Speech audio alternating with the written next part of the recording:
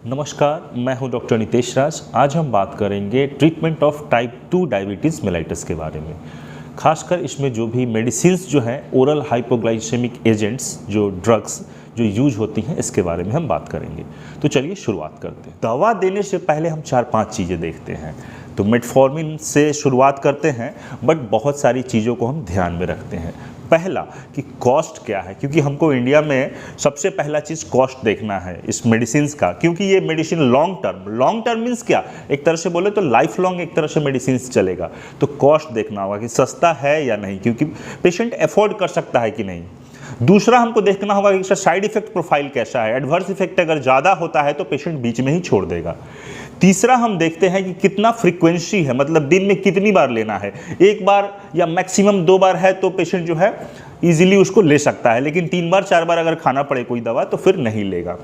फिर चौथा हम देखते हैं कि इसका साइड इफेक्ट में वेट गेन है कि नहीं, क्योंकि एक चीज़ याद रखिएगा, इंसुलिन जो भी दवाइयाँ इंसुलिन रिलीज करवाती हैं, तो इंसुलिन एक एनाबोलिक हार्मोन है, और एनाबोलिक हार्मोन का मीन्स कि आपका जो है बॉडी मास ये सब बढ़ेगा। तो बढ़ेगा इन द सेंस तो आपका वेट भी बढ़ता है, तो इसीलिए वेट गेन भी एक साइड इफेक्ट होता है। तो डायबिटीज़ की सारी दवाइयों से वेट गेन नहीं होता है, बट कुछ कुछ दवाइयाँ हैं जो वेट गेन कराती हैं, तो इसको भी ध्यान में रखना है। और एक और चीज़ ध्यान में रखना है कि हाइपोग्लाइसेमिया तो नहीं हो जाए। ऐसा ना हो कि इतना दवा दे दिए कुछ हाई डोज में और इतना ज़्यादा इंसुलिन निकल गया कि इंसुलिन ब्लड से सारे शुगर को लेके सेल्स में दे दिया, ब्लड में शुगर की कमी हो गई और आदमी फेंट कर गया, हाइपोग्लाइसेमिया हो गया। Because hypoglycaemia is much more dangerous than hyperglycaemia. Hypoglycaemia ना हो जाए ये भी हमको ध्यान में रखना है। तो सबसे स्टार्टिंग करते हैं हम लोग मेटफॉर्मिन से। तो मेटफॉर्मिन जो है देखिए कि मार्केट में जो 20-22 रुपए की आती है, 10 टैबलेट जो है आती है, बहुत सारे नाम से है, पूरा वीडियो बना हुआ है मेरा, उस पर आप देखेंगे। और इसका कैसे काम करता है, तो ये इंसुलिन जो रेसिस्टेंस है, जो सेल्स इनकार कर दे रहे हैं शुगर लेने से, तो ये रेसिस्टेंस को ब्रेक करता है। तो रेसिस्टेंस अगर ब्रेक होगा तो फिर जो इंसुलिन है वो इफेक्टिवली अपना काम करेगा और शुगर की डिलीवरी सेल्स तक करा पाएगा। और पहले सेल्स मना कर दे रहे थे लेने से, अब जो है ये मेटफॉर्मिन इनको थोड़ा सेंसिटाइज करेगा ये रिसेप्टर्स को, और धीरे धीरे जो है अच्छा से इंसुलिन जो है इफेक्टिवली काम करेगा। तो इसी तरीके से ये काम करता है। तो इसीलिए मेटफॉर्मिन से शुरुआत करते हैं। वेट भी कम होता है, इसका एक और फायदा ये है कि वेट कम करता है। हाइपोग्लाइसेमिया नहीं करेगा, ये हाइपोग्लाइसेमिया इससे नहीं होता है। HbA1c जो है वो 1 से लेके 2% तक कम करता है, और इसका दाम भी सस्ता है। साइड इफेक्ट में एक ही प्रॉब्लम इसका है, सबसे ज़्यादा प्रॉब्लम होता है कि ये बहुत बार लूज स्टूल और डायरिया और गैस्ट्रिक अपसेट करता है। इसीलिए हम लोग बोलते हैं कि खाने के बाद खाइएगा, भरती पेट खाना खाने के बाद खाइए, या खाने के साथ जो है एक बाइट लीजिएगा तो उसके बाद आप खा लीजिए, तो ताकि ये जो गैस्ट्रिक साइड इफेक्ट है ये कम हो जाए। नेक्स्ट ग्रुप ऑफ ड्रग्स जो है, अगर हम देख लिए कि इनको मेटफॉर्मिन दे दिया गया, मेटफॉर्मिन के बाद भी अगर इनका शुगर कंट्रोल नहीं हो रहा है, अब हमें क्या करना है इस कंडीशन में। नेक्स्ट जो दवा हम ऐड करेंगे वो होता है, 3-4 ऑप्शंस है हमारे पास, बट स्टार्टिंग हम करेंगे सल्फोनयूरिया हम दे सकते हैं। साथ में बहुत सारे ऑप्शंस हैं, बट सल्फोनयूरिया के बारे में मैं बता रहा हूँ। सल्फोनयूरिया में आता है जो है ग्लिमिपेराइड या ग्लिक्लाजाइड या ग्लिपिजाइड, ये सब दवाइयाँ आती हैं। अब नाम ही सल्फोनयूरिया है, मतलब जिन लोगों को सल्फा ड्रग से एलर्जी है उनको ये दवाइयाँ नहीं देंगे। अगर हम बात करें कि जितने भी ओरल टैबलेट्स हैं शुगर कंट्रोल करने के, उसमें सबसे स्ट्रॉन्ग अगर है तो ये सल्फोनयूरिया है, मतलब ग्लिमिपेराइड, ग्लिक्लाजाइड, ग्लिपिजाइड, ये जो है सबसे स्ट्रॉन्ग है। अब सबसे स्ट्रॉन्ग है तो कैसे काम करता है, तो ये क्या करता है, इंसुलिन का सेक्रेशन करवाता है। कहाँ से, beta cell of the pancreas से इंसुलिन निकलवाता है। अब जो भी दवा इंसुलिन निकलवाएगा, insulin is an anabolic hormone, weight gain कराने का चांसेस है इसमें, तो वेट गेन होता है। और एक सबसे बड़ा जो मेन प्रॉब्लम है वो है कि हाइपोग्लाइसेमिया हो जाता है। कभी कभी जो है हाइपोग्लाइसेमिया का चांसेस ज़्यादा रहता है, क्योंकि ये दवाइयाँ जो है बहुत पोटेंट है, कम से कम 1 से 2% तक ये भी जो है HbA1c को ये डाउन करती हैं, गिराती हैं। बट हाइपोग्लाइसेमिया के बारे में आपको जरूर जो है डॉक्टर बता देंगे कि अगर आपको लगता है कि सामने जो है अंधेरा छा गया, हाथ पांव कांपना शुरू किया, पसीना आना शुरू हो गया, तो या जो आपको लग रहा है बहुत मतलब प्यास लग रहा है, और सामने जो है लग रहा है कि कुछ कंफ्यूजन हो रहा है, दिस थिंग्स आर कि इनको हाइपोग्लाइसेमिया हुआ है, ट्रेमर हो रहा है, तो ये हाइपोग्लाइसेमिया हुआ है। तुरंत जो है उनका ब्लड शुगर चेक कीजिए और उनको ग्लूकोज दीजिए और पास के हॉस्पिटल में ले जाइए। क्यों? पास के हॉस्पिटल में ले जाइए। एक ही बार ग्लूकोज देने से क्यों नहीं काम चलेगा? क्योंकि ये दवाइयाँ की फ्रीक्वेंसी जो है ये काफ़ी लॉन्ग एक्टिंग दवाइयाँ हैं। एक ही दवाइयाँ जो है 24 घंटे तक काम करती है, मतलब वो दवाई जो है आपका हाइपोग्लाइसेमिया बार बार होने का चांस 24 घंटे के अंदर में हमेशा बना रहेगा। इसीलिए बोल रहा हूँ कि हॉस्पिटल आप उनको ले जाइए और फिर जो है दोबारा उनका डोज एडजस्टमेंट करा दीजिए। और एक अच्छी बात कि इसका कॉस्ट जो है काफ़ी कम है, खासकर ग्लिमिपेराइड का, तो मैक्सिमम लोग अफोर्ड कर सकते हैं इसको। एक और इंपॉर्टेंट बात जो ध्यान रखिएगा कि बहुत बार क्या होता है, पेशेंट को बोला जाता है कि जो है सल्फोन यूरिया दिया गया है टैबलेट, जीमर दे दिया गया खाने के लिए, एमेरिल दिया गया, तो ये सब दवाइयाँ चल रही हैं और उनको जो है नाश्ता से पहले लेने को बोला जाता है और ये दवा ले लेते हैं और नाश्ता करना अगर भूल जाते हैं, मतलब मील अगर स्किप कर दिए और दवा ले लिए तो फिर ये प्रॉब्लम हो जाएगा। क्योंकि आपने शुगर कम करने की दवाई तो खा ली, लेकिन शुगर आएगा कहाँ से? शुगर तो मतलब खाना तो आपने खाया ही नहीं, तो इस केस में फिर चांसेस है कि हाइपोग्लाइसेमिया हो जाएगा। तो इस बात का ध्यान रखें कि अगर आपको लगता है कि मैं आज नाश्ता नहीं मिला या किसी कारणवश नहीं खा पाया, तो बेटर है कि उस टाइम जो है दवा भी अवॉइड कर दें, दवा भी नहीं खाएं उस टाइम। नहीं तो ऐसा ना हो कि आप दवा खा लिए और नाश्ता भूल गए या नहीं कर पाएँ, तो हो सकता है चांसेस कि शुगर आपका जो है ड्रॉप कर जाए। नेक्स्ट जो दवा है वो है DPP-4 इनहिबिटर्स। इसमें आते हैं लिनाग्लिप्टिन, सक्साग्लिप्टिन, सीटाग्लिप्टिन, विल्डाग्लिप्टिन। ये ग्लिप्टिन्स ग्रुप ऑफ ड्रग्स बोलते हैं। इनका काम करने का तरीका थोड़ा अलग है। अब ये कैसे काम करता है? तो सबसे पहली चीज़ कि जो भी हम खाना खाते हैं तो खाना खाने के बाद जो है एक हमारे पेट से ही एक हार्मोन्स रिलीज होता है, इनक्रेटिन्स बोलते हैं। उस हार्मोन का काम है कि इंसुलिन का सेक्रीशन कराना। कहाँ से? जहाँ से इंसुलिन बनता है, beta cell of the pancreas से, तो उसका सेक्रीशन कराते हैं। बट प्रॉब्लम ये है कि ये जो इंक्रेटिन्स है ये ब्लड में तुरंत जो है एक एंजाइम है DPP, उससे डिस्ट्रॉय हो जाता है। वो एंजाइम इसको तुरंत इंक्रेटिन्स को डिस्ट्रॉय कर देता है और ये इंक्रेटिन्स सिग्नल दे रहा था पैंक्रियाज के बीटा सेल्स को कि इंसुलिन का रिलीज करो। लेकिन ये तो अच्छी चीज़ थी, रिलीज करेगा मतलब शुगर को कंट्रोल कराने के लिए, लेकिन ये इंक्रेटिन्स डिस्ट्रॉय हो जा रहा है बहुत जल्दी ब्लड में DPP एक एंजाइम से। तो इसीलिए जो दवा हम दिए DPP-4 इनहिबिटर्स, मतलब इस एंजाइम को हम ब्लॉक कर दिए। तो जब इस एंजाइम को ब्लॉक कर देंगे तो इंक्रेटिन्स जो है हमारा ब्लड में वो जो है सिग्नल देता रहेगा, सस्टेन्ड जो है सिग्नल पैंक्रियाज को देता रहेगा बीटा सेल्स को, और इंसुलिन जो है रिलीज होगा, और इंसुलिन रिलीज होगा तो हमारा ब्लड शुगर कंट्रोल रहेगा। तो एक तरह से हम बोल सकते हैं कि ये जो DPP-4 इनहिबिटर्स जो हैं, जो ग्लिप्टिन्स ग्रुप ऑफ ड्रग्स जो हैं, ये इनडायरेक्टली जो है इंसुलिन का रिलीज कराती हैं। इनके साथ फ़ायदा क्या क्या है? हाइपोग्लाइसीमिया का चांसेस एकदम नहीं, मतलब एकदम होता ही नहीं है, न के बराबर है। दूसरा, वेट न्यूट्रल है, वेट पे भी कोई असर नहीं पड़ता है। प्रॉब्लम इज़ कि ये फिर कॉस्ट की बात की, कॉस्ट थोड़ा ज़्यादा है, और इसमें भी खासकर अगर लिनाग्लिप्टिन की बात करें तो उसका कॉस्ट और ज़्यादा है। लिनाग्लिप्टिन्स का ट्रेजेंटा नाम से आती है।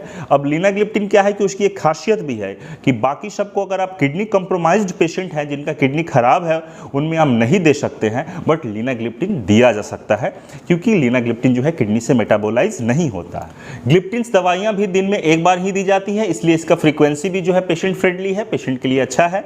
बट दो दवाइयाँ जो है ग्लिप्टिन्स में, सीटाग्लिप्टिन और विल्डाग्लिप्टिन, इसको 2 बार करके दिया जा सकता है क्योंकि इसका हाफ लाइफ कम।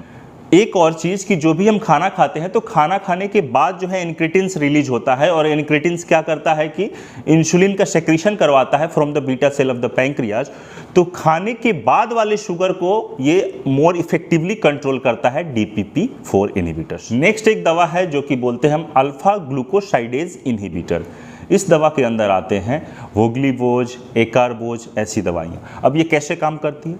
तो जो भी हम खाना खाते हैं उसमें कम्प्लेक्स जो कार्बोहाइड्रेट है, या ओलिगोसैकेराइड, पॉलीसैकेराइड या डाइसैकेराइड, ये सब पहले सिंपलर फॉर्म में टूटते हैं और फिर टूटने के बाद जो है हमारे इंटेस्टाइन से एब्जॉर्ब होते हैं।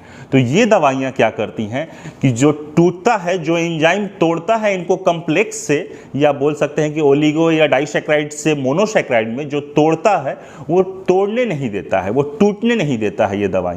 तो अगर नहीं टूटेगा तो सिंपलर कार्बोहाइड्रेट्स इंटेस्टाइन में नहीं बनेंगे, और सिंपलर कार्बोहाइड्रेट्स अगर इंटेस्टाइन में नहीं होंगे तो एब्जॉर्प्शन नहीं होगा, क्योंकि कम्प्लेक्स कार्बोहाइड्रेट का एब्जॉर्प्शन नहीं होता है डायरेक्टली, सिंपलर का होता है। तो इसीलिए ये दवाइयाँ जो हैं एक तरह से बोले तो आपका कम्प्लेक्स कार्बोहाइड्रेट्स आपका मतलब इंटेस्टाइन में रह जाती हैं, और रहने से क्या होता है कि फ्लैटुलेंस होगा, थोड़ा गैस होगा क्योंकि डाइजेशन उनका नहीं हो पाएगा, गैस होगा या डायरिया भी हो सकता है। तो इस तरीके से ये काम कर, ये जो दवाइयाँ हैं अल्फा ग्लूकोसाइडेज इनहिबिटर्स, इनका जो है हाफ लाइफ काफ़ी कम है, 2 घंटा 3 घंटा के बराबर है, इसीलिए जो है इनको बार बार दिया जाएगा। इनका फ्रीक्वेंसी 3 बार करके, 2 बार 2 बार 3 बार करके इनको दिया जाता है। बट इसमें और एक अच्छी बात ये है कि जो है वेट न्यूट्रल है, वेट पे ज़्यादा असर नहीं पड़ता है, ऐसा नहीं कि वेट गेन होता है, हाइपोग्लाइसीमिया का चांसेस एकदम नील है। तो ये सब इनके बेनिफिट्स है। और पोस्ट प्रैंडियल ग्लूकोज को, ये पोस्ट प्रैंडियल शुगर को बहुत अच्छे से कंट्रोल करता है, क्योंकि कोई भी हम खाना खाएंगे, खाना खाने के बाद ही तो ये काम करेगा। इसीलिए ये दवाई जो है जैसे ही हम फर्स्ट बाइट लेते हैं उसके साथ देते हैं, ताकि पेट में खाना होना चाहिए, तभी तो जो खाने पे ही तो एंजाइम काम करेगा, पेट का एंजाइम, तो उसी एंजाइम को इनहिबिट करता है और सिंपलर फॉर्म में नहीं तोड़ने देता है। तो इस दवाइयों का यूज जो है अल्फा ग्लूकोसाइडेज इनहिबिटर्स का, खासकर हम डायबिटिक पेशेंट्स ऐसे जो कि क्रोनिक कॉन्स्टिपेशन, क्योंकि डायबिटीज में आपको मालूम है कि डायबिटिक गैस्ट्रोपेरेसिस होता है, मतलब paralysis of the gut of the diabetic patient, मतलब गट जो है उसका मूवमेंट स्लो हो जाता है, पैरालाइज्ड हो जाता है, तो इसीलिए कॉन्स्टिपेशन होता है। तो उन केस में इनको हम ये दवाइयाँ जो है alpha glucosidase inhibitor, that is voglibose, acarbose, ये सब दे सकते हैं, क्योंकि जो है इसका साइड इफेक्ट है थोड़ा बहुत लूज स्टूल और जो है हल्का इंडाइजेशन, तो इसलिए इस चीज़ का हम फायदा इस केस में उठा सकते हैं। नेक्स्ट दवाई है जो कि ग्रुप होता है थायोजोलिडीन डायोन्स करके होता है, उसके अंदर आता है सब एक ही दवा है जो बहुत कॉमन है, जो हमारे इंडिया में अवेलेबल है, डेट इज पायोग्लिटाजोन। पायोग्लिटाजोन कैसे काम करता है? ये दवाई जो है, जो रिसेप्टर्स हैं जो स्केलेटल मसल पे या एडिपोज टिश्यू, जो भी सेल्स है हमारे बॉडी पे, उस सेल्स की रिसेप्टिविटी को बढ़ा देते हैं। मतलब सेल्स जो पहले गेट नहीं खोल रहे थे, इंसुलिन के प्रेजेंस में शुगर नहीं इंट्रेक कर रहे थे, वो अब गेट खोल देंगे और जो है शुगर की एंट्री हो जाएगी और ब्लड से शुगर लेवल कमेगा। तो मेनली ये है कि इंसुलिन की जो रिसेप्टिविटी है इसको ये बढ़ाते हैं, रिसेप्टर्स को जो है सेंसिटाइज करते हैं, तो इसके थ्रू ये काम करता है। काफ़ी अच्छी दवा है ये पायोग्लिटाजोन, वेल टॉलरेटेड दवा है, दाम भी कम है। प्रॉब्लम एक ही है कि इससे वेट गेन होता है, हाइपोग्लाइसेमिया तो नहीं होता है। और एक सबसे मेजर प्रॉब्लम ये है कि जो वाटर रिटेंशन और थोड़ा होता है, शरीर में पानी जो है ज़्यादा रह जाता है, निकलता कम है, पानी का रिटेंशन होता है, सॉल्ट का रिटेंशन होता है, जिसके चलते जो है जो पेशेंट हार्ट फेलियर के पेशेंट हैं, क्योंकि हार्ट फेलियर के पेशेंट को हम बोलते हैं कि पानी रेस्ट्रिक्ट करके पीजिए, पानी ज़्यादा नहीं पीजिए, या पानी ज़्यादा पिएंगे तो तुरंत उनको तकलीफ शुरू हो जाएगी, इसीलिए डायूरेटिक्स दे के रखते हैं उनको। तो उन पेशेंट्स को जो है हम ये पायोग्लिटाजोन नहीं दे सकते हैं। तो ये बात हमेशा ध्यान रखें कि हार्ट फेलियर पेशेंट्स अगर हैं, जो भी इस्केमिक कार्डियोमायोपैथी है, जिनका जो है इजेक्शन फ्रैक्शन काफ़ी कम है, 50-55 से कम है, तो उनको हम ये नहीं देते हैं दवाइयाँ, क्योंकि चांसेस ऑफ CCF फिर और बढ़ जाएगा, एग्रावेट कर देगा। नेक्स्ट दवाइयाँ जो होती हैं वो ग्लिनाइड्स करके होती हैं। ग्लिनाइड्स के अंदर आता है रेपाग्लिनाइड और जो है नैटिग्लिनाइड। तो ये क्या करती हैं कि जैसे सल्फोन यूरिया था कि इंसुलिन का रिलीज करवाता था, तो ये भी इंसुलिन का रिलीज करवाते हैं। बट ये सल्फोन यूरिया का जो रिसेप्टर था वो रिसेप्टर अलग था और इसका रिसेप्टर अलग है। ये अलग तरीके से काम करके, लेकिन काम वही करता है, इंसुलिन को रिलीज कराता है, लेकिन दोनों का रिसेप्टर अलग था। तो ये हो गया ग्लिनाइड्स। इसमें आता है रेपाग्लिनाइड्स और जो नैटिग्लिनाइड्स करके। ड्यूरेशन ऑफ एक्शन जो है इसका भी शॉर्ट है, इसीलिए जो है इसको भी हम 2 बार 3 बार करके दिया जाता है। तो ये एक फ्रीक्वेंसी इसका ज़्यादा है, तो ये तो एक प्रॉब्लम हो। और ये स्पेशली जो है यूज होती है खासकर पोस्ट प्रैंडियल जो है, जो शुगर है, इसको कंट्रोल करने के लिए इसका भी यूज़ करते हैं, दैट इज़ रेपाग्लिनाइड करके, यूरेपा नाम से मार्केट में आती है, तो इसका जो है यूज़ किया जाता है। ये भी जो है वेट न्यूट्रल है, हाइपोग्लाइसेमिया का चांसेस बहुत कम है। हाँ, हाइपोग्लाइसेमिया तब बढ़ जाएगा जब अगर हम ये ग्लिनाइड्स को अगर हम सल्फोन यूरिया के साथ ग्लिमिपेराइड और ग्लिक्लाजाइड ये सब के साथ अगर कंबाइन कर दें, तो दोनों जो है इंसुलिन का रिलीज कराएगा, तो फिर चांसेस है कि वेट गेन भी होगा और हाइपोग्लाइसेमिया भी होगा। इसलिए ये जब भी देंगे तो उसके साथ जो है वो हम नहीं देंगे, मतलब सल्फोन यूरिया नहीं देंगे। और एक दवा है जो कि बोलते हैं हम SGLT2 इनहिबिटर्स, जिसके अंदर ग्लिफ्लोजिन ग्रुप ऑफ ड्रग्स बोलते हैं। इस पर मैंने एक वीडियो बनाया, आप देखेंगे। ये दवाइयाँ जो हैं इनका कोई भी इंसुलिन से या एक तरह से बोले पैंक्रियाज से या पेट से कोई मतलब नहीं है। ये डायरेक्टली जो है किडनी पे काम करते हैं। और किडनी पे क्या होता है कि जो शुगर जो है रीएब्जॉर्ब होता है, एक बार फिल्टर हो जाता है, फिल्टर होने के बाद फिर किडनी जो है रीएब्जॉर्ब करता है, फिर से खींचता है शुगर को। तो वो प्रोसेस को बंद कर देते हैं ये ग्लिफ्लोजिन ग्रुप ऑफ ड्रग्स। तो शुगर को जो है ले नहीं पाता है शरीर। तो अगर किडनी नहीं लिया तो वो पेशाब के रास्ते से शुगर बाहर निकल जाता है। तो शुगर जो भी ज़्यादा है वो पेशाब के रास्ते से अगर बाहर निकलेगा तो पेशाब में जो है शुगर बाहर निकला तो आपका ऑब्वियसली जो है ब्लड शुगर कमता चला जाएगा। और एक और चीज़ कि अगर पेशाब के रास्ते से शुगर ज़्यादा निकल रहा है बाहर तो हो सकता है कि पेशाब के रास्ते में आपको इन्फेक्शन होने का चांस है, क्योंकि शुगर तो उसका फूड है, भोजन है बैक्टीरिया का। तो वो हो सकता है कि आपको यूटीआई रेकरेंट हो, मतलब बार बार जो है यूरिनरी ट्रैक्ट इन्फेक्शन हो जाए या आसपास में जो है पेशाब के रास्ते के आसपास में फंगल इन्फेक्शंस हो जाए। तो ये एक साइड इफेक्ट है। हालांकि ये दवाई तो अच्छी काम करती है, बट प्रॉब्लम यही है कि इसका बहुत ही ज़्यादा दाम है। मतलब एक टैबलेट 60 रुपये 70 रुपये के आसपास आता है पर टैबलेट्स। तो ये जो है देखते हैं कि बहुत सारा जो है बहुत बार क्या होता है सल्फोन्यूरिया, ग्लिमिपेराइड ये सब दे रहे हैं, इंसुलिन का सेक्रीशन हो रहा है। तो कभी कभी क्या होता है कि वो जो पैंक्रियाज का बीटा सेल्स जहाँ जिस फैक्ट्री से इंसुलिन बन रहा है वो भी एग्जॉस्ट हो जाता है।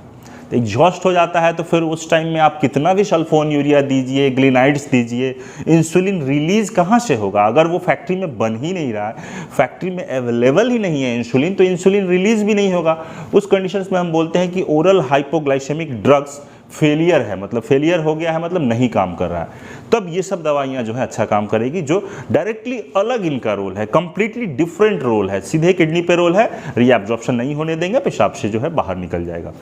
साइड इफेक्ट क्या होगा अगर पेशाब से बाहर निकलेगा? अगर शुगर तो एक तरह से बोले कि चांसेस ऑफ मतलब यूरिनरी इन्फेक्शंस तो होगा ही, साथ में जो है फंगल इन्फेक्शंस भी होगा, और हो सकता है बहुत ज़्यादा कैलोरी निकल जाए, आदमी का बीपी भी हो सकता है कम जाए, या डिहाइड्रेशन हो जाए, क्योंकि शुगर अगर निकलेगा तो साथ में पानी भी निकलेगा, क्योंकि ऑस्मोटिकली एक्टिव चीज़ है शुगर। तो पानी ज़्यादा निकल जाएगा तो बीपी भी कम हो जाएगा। तो ये सब साइड इफेक्ट्स हो सकता है। बेनिफिट एक और है कि शुगर अगर बहुत ज़्यादा निकलेगा पेशाब से तो आपका वेट लॉस होगा। तो एक लोग चाहते भी हैं कि खासकर डायबिटीज़ में तो है वेट लॉस, तो वेट लॉस होगा। और हाइपोग्लाइसीमिया का चांसेस नहीं होता है। ऐसा नहीं कि शुगर बहुत फॉल कर जाता है, ऐसा नहीं होता है। वेट गेन किससे होता है? तो जो इंसुलिन रिलीज करवाता है, खासकर जो है इंसुलिन रिलीज कौन करवाता है? तो सल्फोन्यूरिया, या किसी को डायरेक्टली इंसुलिन दिया जा रहा है तो उसको वेट गेन होगा। और एक मैंने बोला थायोजोलिंडिनडायोन्स करके है, जिसमें आता है पायोग्लिटाजोन्स, वो भी वेट गेन कराता है। तो पायोग्लिटाजोन, सल्फोन्यूरिया और इंसुलिन, ये तीनों वेट गेन कराते हैं। वेट लॉस की बात आती है तो वेट लॉस मेटफॉर्मिन और SGLT2 inhibitors, that is gliflozin group of drugs, empagliflozin, canagliflozin and dapagliflozin. अगर हम बात करें कि कौन सी दवाइयाँ जो है खासकर जो है पोस्ट प्राइंडियल शुगर को कंट्रोल करती हैं, तो इसमें जो है DPP4 इनहिबिटर्स का नाम आएगा, इसमें ग्लिनाइड्स आएगा, रिपाग्लिनाइड और जो है नेटिग्लिनाइड्स, और तीसरा है अल्फा ग्लूकोसाइडेज इनहिबिटर्स का नाम आएगा, दैट इज एकार्बोज एंड वोग्लिफोस। तो ये तीनों जो है दवाइयाँ खासकर जो है पोस्ट प्राइंडियल कंट्रोल करेंगी शुगर। अगर हम बात करें हाइपोग्लाइसीमिया की, तो हाइपोग्लाइसीमिया कौन कराएगा? एक तो इंसुलिन तो कराएगा ही, और जो दवाइयाँ डायरेक्टली इंसुलिन रिलीज कराती हैं, और उसमें भी कौन? तो सल्फोन्यूरिया बहुत ज़्यादा नोटोरियस है ये हाइपोग्लाइसीमिया कराने के लिए। सल्फोन्यूरिया, मेटफॉर्मिन, पायोग्लिटाजोन, ये सब का भी कॉम्बिनेशंस जो है, कॉम्बिनेशन टैबलेट्स भी मार्केट में बहुत ज़्यादा प्रचलन में है, क्योंकि लोग चाहते हैं कि एक ही दवा खाएँ जो है 3 दवाइयों की जगह। तो जैसे कि आप एक एग्जाम्पल बता रहा हूँ कि जैसे तो स्टेप वाइज ट्रीटमेंट की अगर हम बात करते हैं तो शुरुआत जो होगा लाइफस्टाइल मॉडिफिकेशन से, अगर ये कारगर नहीं रहा तो फिर मेटफॉर्मिन ऐड किया जाता है शुरुआत में, जो है फर्स्ट लाइन जो है ड्रग मेटफॉर्मिन। फिर उसके बाद वो भी अगर देखा गया कि वो भी अगर इफेक्टिवली कंट्रोल नहीं कर पा रहा है ब्लड शुगर, तो फिर उसके साथ जो है या तो सल्फोन्यूरिया, या तो DPP4 इनहिबिटर, या SGLT2 इनहिबिटर्स, इस सब में से कोई एक ऐड किया जाएगा। फिर उसके बाद देखा जाएगा कि इसके बाद भी अगर इफेक्टिवली कंट्रोल नहीं है तो फिर एक और दवाइयाँ, मतलब ट्रिपल थेरेपी चलेगा। और फिर इसके बाद जो है अगर नहीं हो रहा है कंट्रोल तो फिर उनको रीअसेस करना होगा, और हो सकता है कि इंसुलिन को स्टार्ट करना पड़ेगा। साथ में ये दवाइयाँ भी चल सकती हैं, ये डिपेंड करता है आपके डॉक्टर के ऊपर। मुझे उम्मीद है ये वीडियो आपको अच्छी लगी होगी, आप इसे ज़्यादा से ज़्यादा शेयर करें, और अभी तक अगर हमारे चैनल को आपने सब्सक्राइब नहीं किया है तो सब्सक्राइब कर लें। Thank you so much. जय हिंद।